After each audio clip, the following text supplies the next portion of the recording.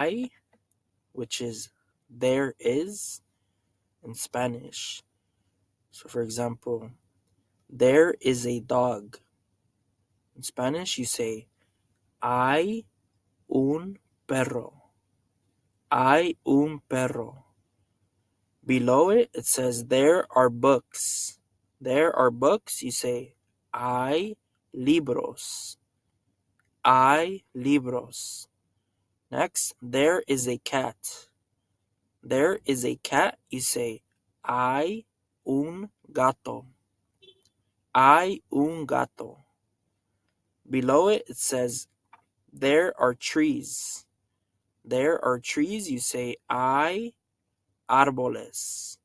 Hay árboles. Next, there is a car. There is a car, you say hay un coche.